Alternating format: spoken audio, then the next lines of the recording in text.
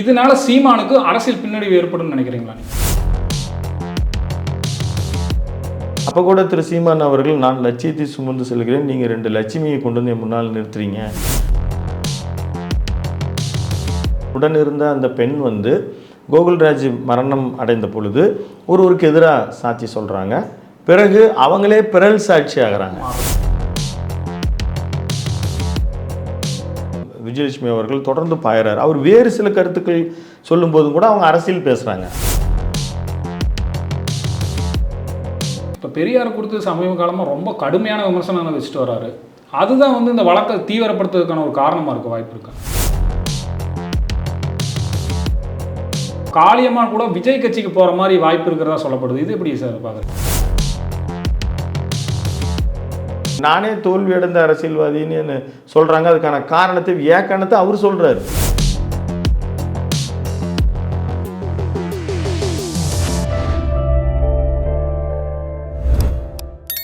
அறம் தமிழ் நேயர்களுக்கு வணக்கம். இன்னைக்கு வந்திருக்க தினசரி நாளிதழில் சீமானோட விவகாரம் பற்றி ஒரு பரவலாக பேசப்பட்டு வருது. தினமலரில் கூட தலையங்கமாக சிக்கலில் சீமான், நடிகை தொடர்ந்த பாலியல் வன்கொடுமை புகாரால் செய்த குற்றங்கள் சிறியவை அல்ல என்கிறது கோட். நடிகை விவகாரமும் பாலியல் வன்கொடுமை புகாரும் நாம் தமிழர் கட்சி ஒருங்கிணைப்பாளர் சீமானுக்கு பெரும் சிக்கலை ஏற்படுத்தியுள்ளது. நீதிமன்றம் தேடி போனவருக்கு நெருக்கடி அதிகரித்துள்ளது. செய்த குற்றங்கள் சிறியவை அல்ல என்று நீதிமன்றமே கூறி வழக்கில் இருந்து அவரை விடுவிக்க மறுத்துவிட்டது. இந்த செய்தி குறித்து பேச அறம் தமிழ் எடிட்டர் திரு விஜயராவன் நம்மளோடு இருந்திருக்கிறார். சார் வணக்கம். வணக்கம் ராமகிருஷ்ணன். சார், 2011ஆம் ஆண்டு வந்து நடிகை விஜயலட்சுமி அவங்க வந்து சீமானுக்கு எதிராக ஒரு வழக்கு தொடர்றாங்க. தொடர்ந்துட்டு அவங்களே வாபஸும் வாங்கிடுறாங்க. அது நீதிபதி சொல்கிறாங்க இது மிரட்டல்னால தான் அவர் வாங்கியிருக்காங்க, அந்த மாதிரி கூட சொல்கிறாங்க. இப்போ வந்து மறுபடியும் இந்த வழக்கு விரிவாக நடத்தப்படுது. இதனால சீமானுக்கு அரசியல் பின்னடைவு ஏற்படும் நினைக்கிறீங்களா நீங்கள்? முதல்ல இந்த மாதிரியான ஒரு விவாதத்தை நாம் எடுத்துக்க வேணாம் அப்படின்னு தான் நம்ம ஒரு தனிப்பட்டது நம்ம இது ஒரு தனிப்பட்ட அவருடைய வாழ்வு சம்மந்தப்பட்டது. நம்ம எப்பயுமே இந்த ஊடக நம்மளுடைய டைட்டிலுக்கு ஏற்ப ஒரு அறத்தோடு தான் தனிப்பட்ட தாக்குதல்கள், தனிப்பட்ட முறைகள் யாரை பற்றியும் பேசக்கூடாது அப்படின்றது தான் நம்ம ஒரு கொள்கையாக வச்சுருக்கோம். நமக்கே வந்து திரைமொழி டாக்கீஸ்னு ஒரு சேனல் இருக்குது. அதில் கூட நம்ம சினிமா தொடர்புடைய விஷயங்களில் டெக்னிக்கல் தான் நம்ம பேசுகிறோம். நம்ம விமர்சனங்களையோ அல்லது கிசு இது மாதிரி விஷயங்கள் பேசுகிறதில்ல. இப்போ இந்த அவருடைய திரு சீமான் அவர்களுடைய இந்த செய்தி வந்து இன்றைக்கு அத்தனை நாளிதழ்களும் சேட்டலைட் சேனல்கள் எல்லாத்துலேயும் வியாபித்திருக்கிறது. நீங்கள் கேட்டிருக்கிற இந்த கேள்வி வந்து அவருக்கு பின்னடைவை ஏற்படுத்துமான்னு. அவர் 2010 இந்த நாம் தமிழர் கட்சியே வந்து அவர் துவங்குறாரு. அதிமுக ஆதரவோடு செயல்பட்டார். பிறகு திமுகவை அதிகமாக எதிர்த்து களங்கண்டான்றது நாடறிய விஷயம். ஆனால் அவர் திருமணம் அவருக்கு வந்து 2013 நடைபெறுகிறது. 2011 அவர் ஒரு அறிவிப்பு செய்கிறார். நான் வந்து விடுதலை புலிகள் இயக்கத்தை பாதிக்கப்பட்ட ஒரு பெண்மணியை திருமணம் செய்வதற்கு ஆர்வமாக ஒரு பெண்ணை திருமணம் செய்வதா அப்படி அவர் வந்து ஒரு அறிவிப்பு செய்தார். அந்த அறிவிப்பு செய்ததுக்கு அப்புறம் தான் அவருக்கு இந்த நடிகை அவங்க விஜயலட்சுமி அவங்க வந்து ஒரு வெளிப்படையாக அவங்க பேசுகிறாங்க, இன்ன வரைக்கும் பேசிகிட்டு இருக்கிறாங்க. ஆனால் அதற்கு பிறகு தான் இவர் அரசியலில் வந்து அவர் முன்னேறி தான் சென்றுட்டுருக்கிறார். இன்றைக்கி இத்தனை லட்சம் வாக்குகளை பெற்றிருக்கிறார். நாம் வந்து நடுநிலையாக அவருக்கு தனிப்பட்ட முறையில் அவருக்கு ஆதரவு தெரிவித்து வர கருத்துக்களையும் நாம் வந்து விருந்தினர்களுடைய கருத்துக்களாக தான் நம்ம பதிகிறோம். அவரை விமர்சனம் செய்து எதிர்த்து அல்ல. அவர் மேலே தனிப்பட்ட முறையில் இப்படி உட்காந்து பேசும்போது எல்லாருமே பெரிய மதிப்பு தான் வச்சுருக்காங்க. அவர் வைத்திருக்கிற வாசிக்கிற அறிவு, அவர் தொட்டு இருக்கிற பல்வேறு விஷயங்கள் இது குறித்து தனிப்பட்ட முறையில் எல்லோருமே பெரிய கட்சியாக வளர்ந்துட்டு இருக்காங்க. அது இப்போ எல்லாருமே நீங்களே என்னோட நிறைய நேர்காணல் வந்திருப்பீங்க, சொல்லியிருக்காங்க. எழுத்தாளர்கள் உட்பட பலரும் வந்து தனிப்பட்ட முறையில் அவரை வந்து ஒரு வியப்புக்குரிய ஒரு வரவேற்கக்கூடியதாக இருக்கிறாங்க. ஆனால் இந்த நீங்கள் கேட்ட கேள்வி, இந்த வழக்கு அவருக்கு பின்னடைவை ஏற்படுத்துமா அப்படின்னா, இந்த வழக்கு செல்கிற பாதையில் அவங்க இன்றைக்கி நீதிமன்றம் தெரிவித்திருக்க கருத்துக்கள் வந்து ரொம்ப கடினமாக இருக்குது. இது சிறிய வழக்கல்ல, அவர்கள் வந்து இவர்களுக்கு முதல் மனைவியா அப்படின்றத ஆரம்பித்து அவங்க வந்து கருக்கலைப்பு செஞ்சுருக்காங்க. இப்படி செய்திகள் எல்லாம் வந்து பதியப்பட்டிருக்கிறதாகவும் வந்திருக்கிறது செய்தின்றது நிச்சயமாக அவருடைய நற்பெயருக்கு வந்து சங்கடத்தை தான் ஏற்படுத்தும். இது தொடர்ந்து இந்த விஷயங்கள் வந்து இது அவங்க இப்போ நமக்கு எல்லா கட்சியிலையும் நண்பர்கள் இருக்காங்க. அவங்களே கூட இது வந்து ஒரு பஸ்ட் ஆகுறாங்க. இது பற்றி பேசினாலே பஸ்ட் ஆகுறாங்க. அப்படி இப்போ முன்ன எதை பேசினாலும் சந்தோஷப்படுவாங்க. இப்போ வந்து இதை பற்றி பேசும்பொழுதே அவங்க வந்து எப்படி எதிர்கொள்றதுன்னு தெரியாமல் தான் சங்கடப்படுறாங்க. சார் இது தனிப்பட்ட ஒரு பிரச்சனை நம்ம எடுத்து இல்லை, இது எப்படி அவங்களுக்கு வந்து எதிர்கொள்றதுன்னு தெரியல. இவங்க தொடர்ந்து இப்போ அவங்க பொதுவெளியில் அவங்க விஜயலட்சுமி அவர்கள் நிறைய வீடியோ போட்டுட்ருக்குறாங்க. பல பேரை வந்து பல நேரங்களில் வந்து ஊடகங்களில் அவங்களுக்கு கனெக்ட் இருக்கிற எல்லாருக்குமே அவங்களுடைய புலம்பல்களையோ அல்லது அவர்கள் சொல்லக்கூடிய குற்றச்சாட்டுகளாக பதிவு செஞ்சு அவங்க தொடர்ந்து பதிவு பண்ணிகிட்டு இருக்கிறாங்க. ஆனால் சில நேரங்கள் அவங்களுக்கு இப்போது திரு சீமான் அவர்கள் யாரையா ஒருத்தர் திட்டுறான்னு வச்சுங்களேன், அவங்க அதை சார்ந்த ஊடகங்கள் அதை பதியும். இது மாதிரி தொடர்ந்து நடந்துக்கிட்டு தான் வந்தது. அவங்க 2011 அவங்க இந்த வழக்குகளை தொடர்றாங்க. பல்வேறு காலகட்டங்களில் அந்த வழக்கு சிவியராக இருக்குது. இந்த பாராளுமன்ற தேர்தலுக்கு முன்னால் 2013 காலகட்டத்திலையும் சரி, இந்த அந்த இறுதியில் தொடர்ந்து அவங்க ரொம்ப கடினமாக வழங்கியே வந்து இருந்து அவங்க பேசினாங்க. அப்போ கூட திரு சீமான் அவர்கள், நான் லட்சியத்தை சுமந்து செல்கிறேன், நீங்கள் 2 லட்சுமியை கொண்டு வந்து என் முன்னால் நிறுத்துறீங்க. இவர்களுக்கு உறுதுணையாக வீரலட்சுமின்னு ஒரு பெண்மணியும் வந்து பேசினாங்க. இப்போ அந்த விஷயங்களை அவர் வந்து எவ்வளோ கடந்து போனார். முதல்ல அவர் கோவப்பட்டார், இதை போய் என்கிட்ட பேசுகிறீங்களேன்னா. அதுக்கப்புறம் அது வழக்காகி வலசரவாக்கம் காவல் நிலையத்துக்கு வந்து அவர் வந்து பதில் சொல்லணும்னு வரும்பொழுது வந்தார். தன் மனைவியோடு கூட வந்து அவர் வந்து அங்கேயும் ஒரு ப்ரெஸ் மீட் கூட வச்சார். கடந்து போக முடியல, அவர் பதில் சொன்னார். பதில் சொன்னாலும் கூட அந்த ஏதேனும் ஒரு வகையில் கட்சியை சேர்ந்த அவர் பல விஷயங்களை, அதாவது பேச சங்கடப்படுகிற, பேச தயங்குகிற பல விஷயங்களை அவர் பேசினார். கருத்துக்கள் உடன்பாடு இருக்கா உடன்பாடு இல்லையான்னு நம்ம சொல்ல முடியாது. ஆனால் பேசினார். அப்படி பேசின அவருக்கு வந்து இந்த மாதிரி ஒரு சிக்கல் இருப்பது சரியில்லை, அது என்னன்னு பாருங்கன்னா அவருடைய நலன் விரும்பிகள் எல்லாம் கூட அதை சொல்லி அவரை ஓரளவுக்கு அது க்ளோஸ் பண்ணிட்டார். பண்ணாலும் அது இப்போ நீதிமன்றம் தெரிவிச்சிருக்கிறதுனால இந்த கருத்து நம்ம வந்து அது கருத்துக்குள்ளே அவருக்கும் இப்போ கூட சொல்லியிருக்கிறார், நான் போய் நீதிமன்றத்தில் அது வழக்கு தானே, நான் போய் பார்க்குறேன், நான் அங்கே பேசிக்கிறேன் அப்படின்னு சொல்லியிருக்கிறார். இப்போ விஜயலட்சுமி அவர்கள் இவர் கூட இருந்த ஆதாரங்கள், வீடியோக்கள், ஃபோட்டோக்களை வெளியிட்டாங்க. இது வந்து தமிழ்நாட்டு மக்கள் எளிதாக கடந்து போயிட்டாங்க. சீமானுக்கு இந்த ஒரு பிரச்சனை வந்து பெருசாக அவர் புகழுக்கு எந்த களங்கமும் விளைவிக்கல அப்படிங்கிற மாதிரி ஒரு கருத்து நிலவுது. இது எப்படி பார்க்குறீங்க சார்? இல்லை, அதாவது நீங்கள் தொடர்ந்து அவங்க தான் 2010 ஒரு அரசியல் தளத்தில் ஒரு தீவிரமாக இயங்கிட்டு இருக்கிறார். அப்படி இயங்கிட்டு இருக்கிறபோது இன்றைக்கி நீங்கள் பார்த்துக்குங்க அவர் எத்தனை ஆண்டுகள் அவர் இயங்கிட்டு இருக்கிறாருன்னு நம்ம பார்க்குறோம்.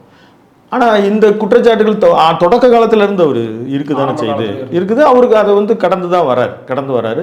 இன்றைக்கி நீதிமன்ற கருத்துக்களாக மாறும் பொழுது அது அவர் வந்து கொஞ்சம் அவருக்கு ஜெர்க்காகி அவர் கேள்வி கேட்கும்போது இப்போ இவர் போய் என்னென்னா இந்த வழக்கு வாபஸ் வாங்கிட்டாங்க, ஆனால் இன்னும் அவங்க பெண்டிங்கில் வச்சுருக்காங்க.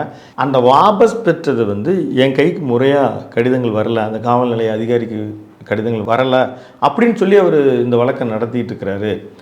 அதனால் எனக்கு இந்த வழக்கிலிருந்து விடுவிக்கணும்னு சொல்லி தான் திரு சீமான் அவர்கள் நீதிமன்றத்தை அணுகிறார். ஆனால் அங்கே பதியப்பட்டிருக்கிற இந்த குற்றச்சாட்டுகள் மிக கடினமானவை, அதனால் நாங்கள் விடுவிக்க முடியாது, விசாரிப்போம் அப்படின்னு நீதிமன்றம் சொல்லியிருக்கு. இது எப்படின்னா, இப்போ கோகுல்ராஜ் வழக்கு நீங்கள் பார்த்துருக்கலாம். நான் திரு பாப்பா மோகன் அவர்கள் கூட நான் நேர்காணல்கள் நிகழ்த்தியிருக்கேன். அவர் சொன்ன விஷயமே என்ன, இப்போது அந்த பெண் உடன் இருந்த அந்த பெண் வந்து கோகுல்ராஜ் மரணம் அடைந்த பொழுது ஒருவருக்கு எதிராக சாட்சி சொல்கிறாங்க. பிறகு அவங்களே பிறல் சாட்சி ஆகிறாங்க. மாறினாலும் நீதிமன்றம் விடலை. பல்வேறு சாட்சியங்கள் அடிப்படையில் நிகழ்ந்திருக்கிற ஒரு செயல் குற்றம் கருதி அவங்க தீர்ப்பு எழுதுகிறாங்க. அதனால் கிட்டத்தட்ட இப்போ இதுக்கு அந்த மாதிரி ஆகிப்போயிடுச்சு. இந்த விஷயத்தை வந்து அவங்களே வந்து இல்லைன்னு சொன்னால் கூட நீங்கள் சொல்லியிருக்கிற குற்றச்சாட்டுகள் கடினமானவை. ஒருவேளை விஜயலட்சுமி அவர்கள் அவதூறு செய்திருந்தால், இது மாதிரி எல்லாம் தொடர்ந்து அவரை பிளாக்மெயில் பண்ணி பணம் வாங்குற மாதிரி ஒரு அந்த பக்கமும் நம்ம பார்க்கணும். ஏன்னா நம்ம வந்து அவங்க பேசுகிறத பார்க்குறோம், ஒரு மறுக்கிறத பார்க்குறோம். நம்ம போய் அவங்க என்ன நடந்ததுன்னு தெரியாது. தொடர்ந்து இத்தனை ஆண்டுகள் ஒரு பெண்மணி பிளாக்மெயில் செய்யுமா அப்படின்னு ஒரு கேள்வி இருக்குது, சந்தேகம். ஆனால் தொடர்ந்து இத்தனை ஆண்டுகள் ஒரு பெண் பேசுகிறாரே, அப்போ அதில் எதாவது இருக்குமா? இப்படி 2 பார்வையும் இருக்குது. ஒருவேளை அவர் அது மாதிரி பிளாக்மெயில் பண்ணி இந்த வழக்கினுடைய முடிவில் விஜயலட்சுமி அவர்களுக்கும் எகென்ஸ்டாக போகிறதுக்கும் இருக்குது. ஏன்னா ஒரு ஃபோட்டோ இல்லை, நான் திருமணம் பண்ணியிருக்கேன்றாங்க, நான் இப்போ பொருள் கொடுத்துருக்கேன், நகை கொடுத்துருக்கேன், பணம் கொடுத்துருக்கேன் அப்படின்னு அவங்க சொல்கிறாங்க. ஸோ இத்தனை ஆண்டுகள் அவங்க ஒரு வேளை பொய் சொல்லியிருந்தால் அவங்களுக்கும் இது எதிராக போய் முடியும். இவருக்கு ஒரு அக்னி பரீட்சை தான் அது. இப்போ 3 மாதங்கள் வந்து காலக்கெடு கால அவகாசம் கொடுத்துருக்காங்க நீதிமன்றம். இந்த வழக்கு இவ்வளோ விரைவாக நடத்தப்படுவதற்கான பின்னால் திமுக இருக்கிறதுக்கான காரணம் இது இருக்குன்னு நினைக்கிறீங்களா? இல்லை, இந்த வழக்கு வந்து திரு சீமான் அவர்களுக்கு மீது வந்ததுக்கு திமுக எந்த விதத்துலேயும் காரணம் இல்லை. இந்த வழக்கு இத்தனை ஆண்டுகள் ஒரு சரியான ஒரு நிறைவை எய்துவதற்கு திரு சீமான் அவர்கள் ஒரு வேளை ஏதேனும் முயற்சி எடுத்திருக்கலாம்.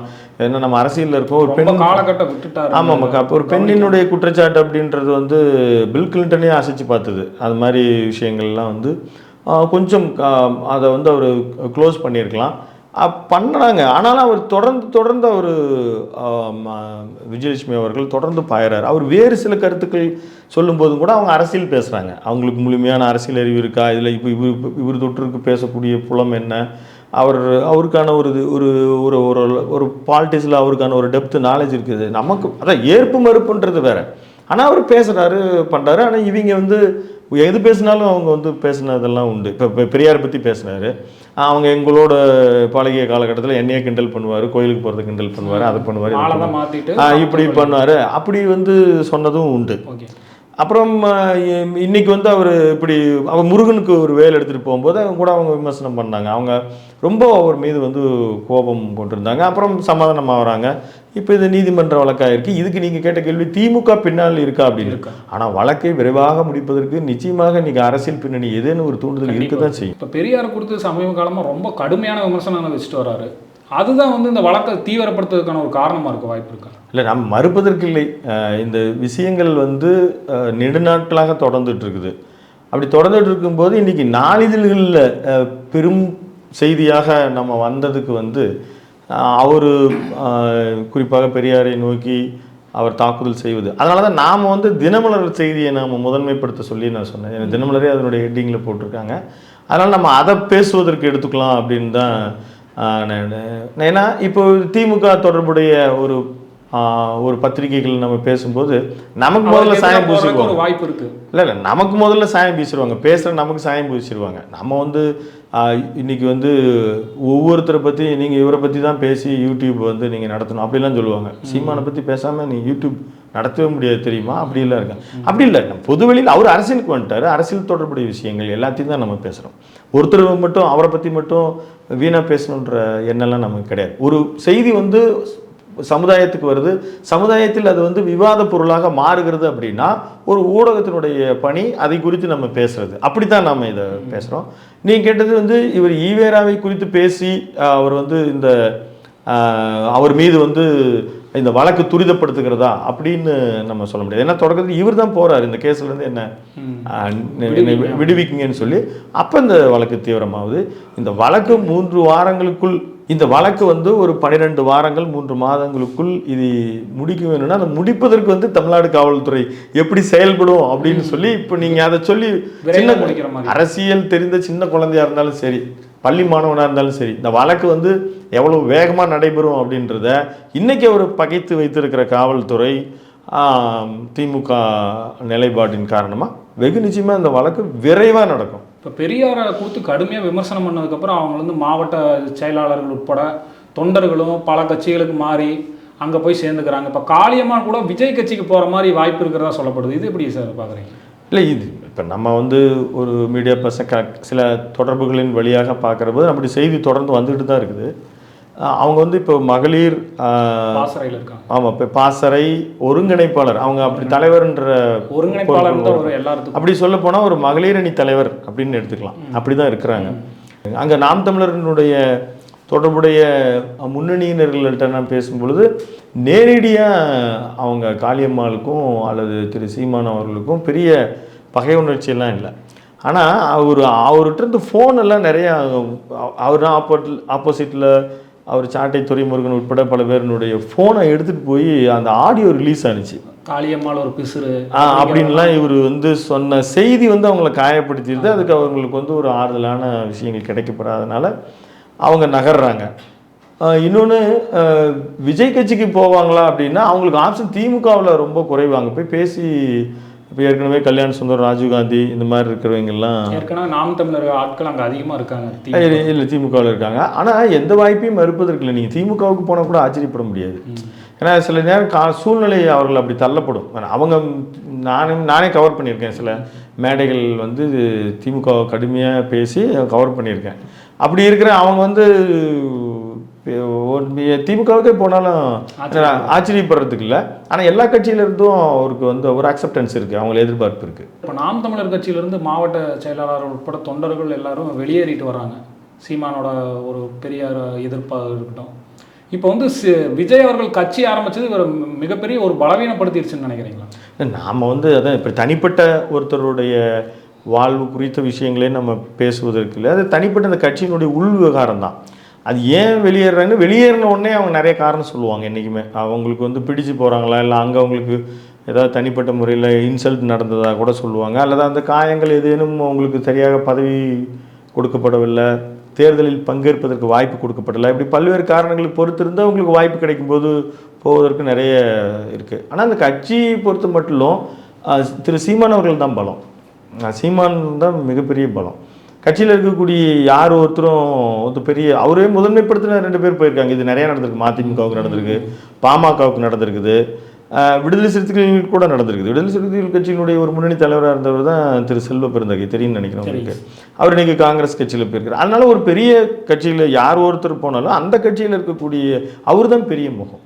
அதனால அவருக்கு இழப்புகள் வந்து முக்கியமான ஆட்கள், இப்போ காளியம்மாள் ஆகட்டும், அதுதான் நான் சொல்ல வரேன். இப்போ இந்த எல்லா கட்சியிலையும் நடந்திருக்குது. எல்லா கட்சியிலிருந்தும் பெரிய ஆட்கள் போயிருக்காங்க. அந்த கட்சியில் யார் முகமாக இருக்கிறாங்களோ, ஒருத்தர் கட்சி போனதுனால திரு வைகோ அவர்களிடமிருந்து எல் கணேசன், செஞ்சி ராமச்சந்திரன் எல்லாமே வந்து திமுகவுக்கு தான் போனாங்க. அங்கே போய் இப்போ இவருமே திமுகவினுடைய ஆதரவு நிலைப்பாட்டில் தான் இருக்கிறாரு. ஏன் இப்போ திரு கமலஹாசன் அவர் கோவை மகேந்திரன், டாக்டர் மகேந்திரன் அவர்கள் துணைத் தலைவராக இருந்தார். அவர் வந்து திமுகவில் தான் போய் சேர்ந்திருக்காரு. அவங்களுக்கு தெரியும் நினைக்கிறேன். அவர் இப்போ வந்து அவர் திமுகவினுடைய சார்பிலேயே மேலவை உறுப்பினராக போவதற்கான பேச்சுவார்த்தை நடந்திருக்கு. இப்போ அவர் ராஜ்யசபா மெம்பராக போகிறாரு. அதே திமுக நேற்று பேசியிருக்கிறாரு. நான் இன்னும் 20 வருஷத்துக்கு முன்னால் கட்சி வந்தேன், நானே தோல்வி அடைந்த அரசியல்வாதின்னு சொல்கிறாங்க, அதுக்கான காரணத்தை ஏக்காரணத்தை அவர் சொல்கிறாரு. ஸோ அந்த மாதிரி தான் ஒரு கட்சியினுடைய தலைவராக தோற்றுவாயாக யார் இருக்கிறாங்களோ அவங்க தான் முகமே தவிர யார் ஒருத்தர் போனாலும் அதனால் பாதிப்பு இருக்காது. இந்த வழக்கு நீதிமன்ற வழக்காக மாறினதுனால நம்ம பேசுகிறோம். அந்த நீதிமன்ற வழக்கும் தீர்ப்பு வந்ததுனால் யாராவது ஒருத்தருக்கு கண்டிப்பாக பாதிப்பு இருக்கும். இவர் இதில் குற்றமற்றவராக இருந்தால் இத்தனை ஆண்டுகள் அவர் மீது வந்து தொடர்ந்து குற்றங்கள் சாட்டியது காரணத்துக்காக விஜயலட்சுமி அவர்கள் பாதிக்கப்படுவதற்கு வாய்ப்பு இருக்குது.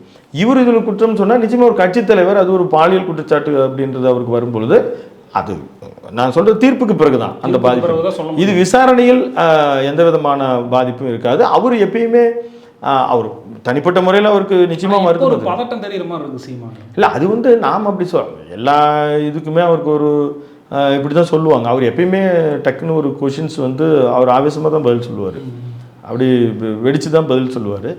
அதனால் எது தொடர்ந்து நம்ம பார்த்துட்டு இருந்தால் எல்லாம் தெரியும். அவர் என்ன சங்கின்னு சொன்ன ஒரு முறை செருப்பெல்லாம் எடுத்து காட்டினார். இப்போ வந்து தோழன்றார், யார் பி டீம் அப்படின்னு சொன்னதுக்கு கோவிச்சுக்கிட்டு சொன்னார், யார் பி டீம் அப்படின்னு சொன்னார். அந்த மாதிரி எல்லா எக்ஸ்ட்ரீமும் போவார் அவர். ஆனால் அரசியலில் இருந்து அவரெல்லாம் அகற்றலாம் முடியாது. செல்வி ஜெயலலிதா வந்து அவங்க மேல் ஊழல் குற்றச்சாட்டு ஒரு அரசியலில் இருக்கவங்களுக்கு குற்றம் சாட்டப்பட்டு தண்டனை பெற்று வந்ததுக்கு பிறகு அவர் அரசியலிருந்து அகற்ற முடிஞ்சதுங்களா? இவர்களுக்குன்னு ஒரு கருத்தியல் ரீதியாக ஒரு கட்டமைப்பை ஏற்படுத்தியிருக்கிறார். நீங்கள் நான் அந்த எந்த கட்சியும் சார்ந்தவங்க இல்லை, ஆனால் ஒரு கட்சி செய்திருக்கிற பணியை வந்து அப்படின்றது வந்து இப்போ பாமக அவங்க சில பணிகள் செஞ்சுருக்கிறாங்க. நிச்சயமாக ஏதோ ஒரு காரணம் ஏதோ ஒன்றா வந்து அவங்கள வந்து அகற்ற முடியாது. நீங்கள் இப்போது இதிலெல்லாம் பீகாரில் லல்லு பிரசாத் யாதவ் தண்டனையே பெற்றுட்டு வந்தார். தேஜஸ்வி அவங்க எல்லாமே வந்து செல்வாக்காக தான் இருக்கிறாங்க, அரசியல்வாதிகளே கிடையாது. ஆனால் பாலியல் குற்றச்சாட்டுன்றது வந்து கொஞ்சம் அவர்களுக்கு பின்னடைவு தான் ஏற்படுத்த செய்யும். அது விசாரணை மட்டத்தில் இருக்கிறது. இந்த விசாரணை துரிதமாக நடைபெறும். நிச்சயமாக யாராவது ஒருத்தர் பாதிப்படைவாங்க அப்படின்றத நாம் கண்டிப்பாக ஒரு பாதிப்பு, அவருக்கு ஒரு தீர்வு. அவருக்கு ஏன் ஒரு அக்னி பரிச்சையாக இது கடந்து வெளியில் வந்து ஒரு புடமிட்ட தங்கமாக நின்று நான் என் மேலே எந்த குற்றச்சாட்டு இல்லைன்னு வருவதற்கு கூட வாய்ப்பு இருக்குது. நம்ம அப்படித்தான் நாம் வந்து நடுநிலை பார்வை அப்படி தரும். ஆஹா அவர் பாதிச்சிட்டாரு அப்படின்லாம் அவர் பேசுகிற கருத்துக்கள் நாம் வந்து விவாதிக்கலாம். அவர் வந்து முன்ன இப்படி பேசினார், இப்படி பின்ன இப்போ இப்படி பேசுகிறார். அவர் திருமணத்தின் போது வலதுபுறம் வந்து பெரியார் ஃபோட்டோ இருந்துச்சு, இடதுபுறம் திருவள்ளூர் ஃபோட்டோ இருந்துச்சு. அப்படின்ற ஒரு எழுத்து தமிழ் சொல்ல வச்சு ஒரு மாதிரி புது வகையான தாலி அமைப்பெல்லாம் வச்சு அவர் செஞ்சார். இதுக்கு முன்னால் யார் அந்த மாதிரியெல்லாம் தமிழ் முறைப்படி பண்ணுவாங்க, அவர் அந்த மாதிரிலாம் பண்ணலாம். அந்த மாதிரி ஒரு தனியான ஒரு தமிழ் உணர்வாளர் தான், நிறையா வாசிப்பு இருக்கிறவர் தான், நிறைய கலப்பில்லாத இதெல்லாம் பேசுவாங்க. தமிழ்நாட்டில் ஒரு தவிர்க்க முடியாத ஒரு தலைவர் சக்தி தான். ஆனால் அவர் மீது இந்த மாதிரி குற்றச்சாட்டு வந்திருக்கிறது துரதிருஷ்டவசமானது. அவர் இதிலிருந்து அது எப்படியோ அது தர்மம் எப்படி கொண்டு போய் நிறுத்துதோ வழக்கு போகிற விஷயங்கள் பொறுத்து தனிப்பட்ட முறையில் இப்போ சின்ன சின்ன நீங்கள் சொன்ன மாதிரி வீடியோக்கெல்லாம் விட்டுருக்காங்க. அவங்க ஏதாவது நீதிமன்றத்தில் ஏதோ வலுவான சாட்சி சொல்கிறாங்களா, ஏன் இவ்வளோ நாள் சொல்லாமல் இருந்தாங்க? அவங்க சொல்லியிருக்காங்க ஏற்கனவே ஏடிஎம்கே கட்சி இருந்ததுனால அவருக்கு ஆதரவாக இருந்ததை சொன்னாங்க. இப்போ ஒரு வேளை திமுகவிற்கு ஒரு எதிர் மனநிலைக்கு வந்திருந்தனால இது வெகு நிச்சயமாக ஒரு விரைவான ஒரு தீர்ப்பு எட்டுன்னு பார்ப்போம். சார், உங்கள் கருத்து பதிவுக்கு மிக்க நன்றி சார். நன்றி ராமகிருஷ்ணன். இணைந்திருங்கள் அறம் தமிழுடன். நன்றி.